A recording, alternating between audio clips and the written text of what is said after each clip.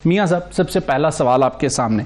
नून league में मरियम नवाज को मज़ाहिमत का चेहरा कहा जाता है और शहबाज शरीफ साहब को मफाहिमत का।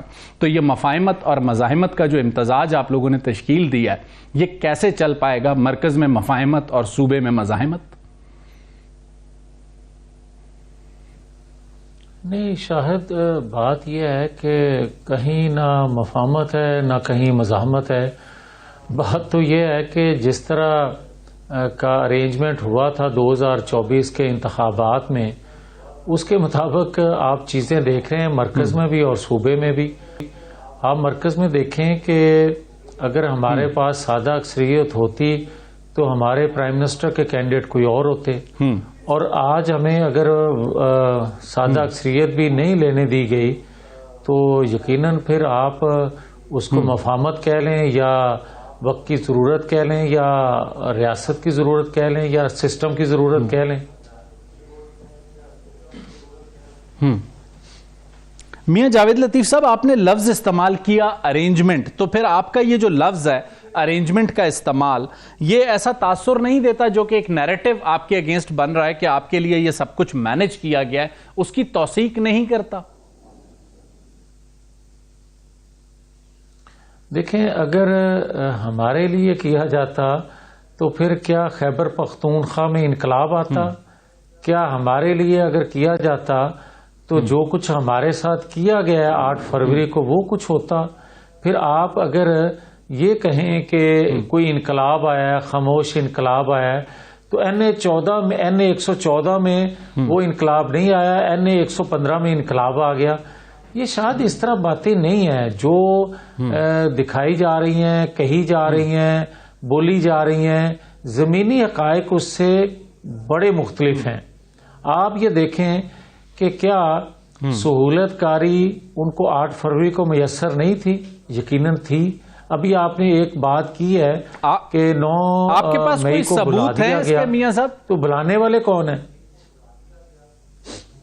जी, सबूत भी हैं और ये एक इस पे 15-20 दिन पहले मैं दिखा सकता हूं कि मैंने किन किन को मैसेजेस किए और क्या जवाब आया। और उसके बाद जो 8 फरवरी को मेरे साथ किया गया वो 2002 में भी ऐसा नहीं था, वो 2018 में भी ऐसा नहीं था कि आपके पोलिंग एजेंट ही जो हैं वो खड़े ना होने दिए जाएं और आपके पोलिंग एजेंट को कमरे से बाहर बैठाया जाए, तमाम के तमाम पोलिंग एजेंट को। और फिर आप ये कहते हैं कि जनाब फॉर्म 45, भाई 45 की तो हमने शक्ल भी नहीं देखी। मियां जावेद लतीफ साहब, एक लाइटर क्वेश्चन, आप जो बात कर रहे हैं, फॉर्म 47 की शक्ल नहीं देखी। मियां जावेद साहब, आप जो बात कर रहे हैं उसमें एक लाइटर क्वेश्चन, कहीं आप नून लीग के टिकट पर ही थे या आजाद उम्मीदवार थे?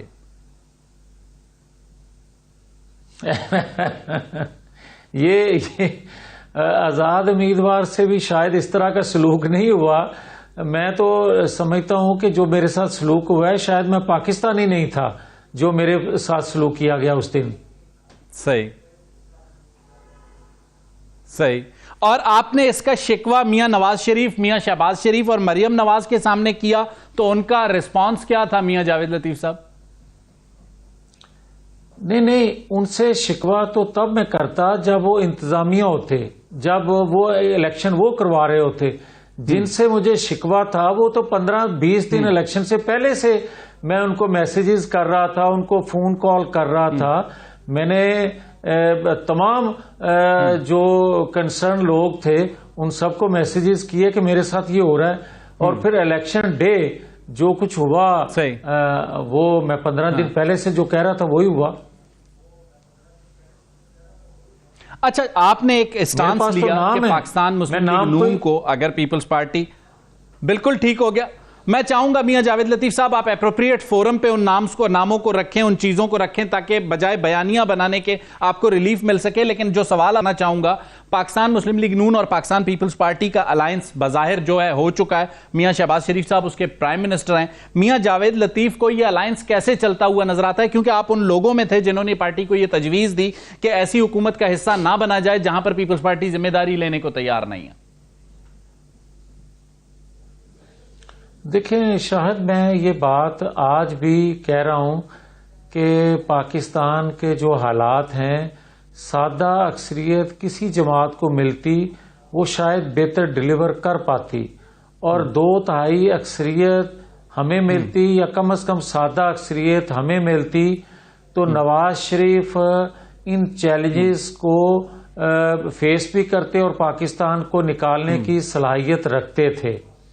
नवाज शरीफ के न होने से नुकसान जमात को खाली नहीं है, रियासत को है, इस खित्ते को है।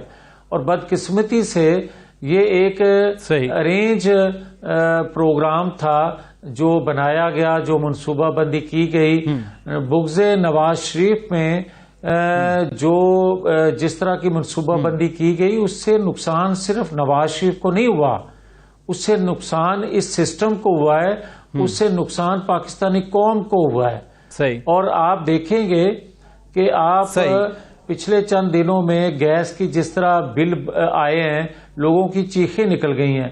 आइंदा आने वाले दिनों में जो बिजली के रेट्स बढ़ेंगे वो क्या अजाब लाएंगे, महंगाई किस तरह कंट्रोल कर सकेंगे, पाकिस्तान के तो क्या मियां शहबाज शरीफ साहब जब आवाम मालियाती इदारों की मियां जावेद लतीफ साहब आपने जो एक जुमला इस्तेमाल किया अरेंज प्रोग्राम, इस अरेंज प्रोग्राम में जब अगर चीजें तब्दील हुई तो फिर इस अरेंज मैरिज में आपको दूल्हा तब्दील करने की जरूरत इसलिए आपको लगता है कि पड़ी?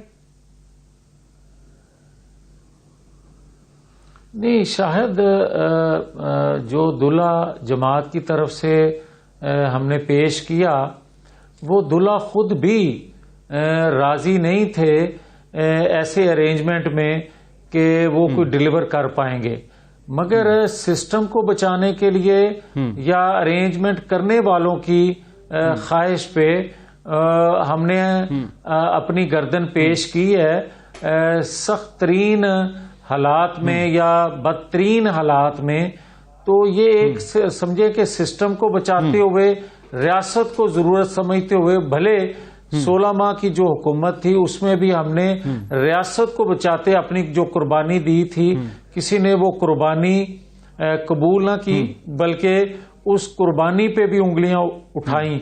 मुझे तो अंदेशा ये है कि ये कुर्बानी हमारी लेने के बाद भी हमारे साथ वही सलूक ना किया जाए।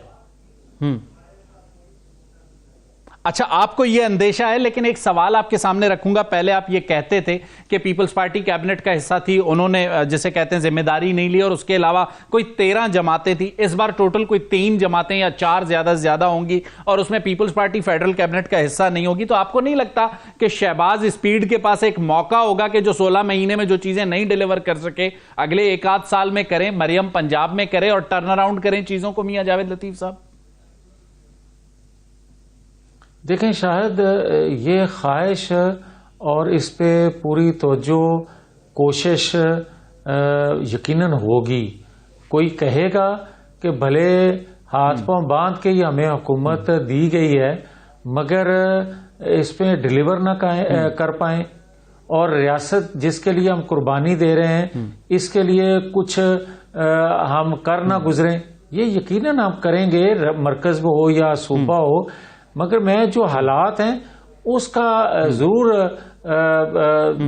बात उस पर कर रहा हूं कि इन हालात में देख लें कैसा अरेंजमेंट है और किस तरह कोई का परफॉर्म कर पाएगा।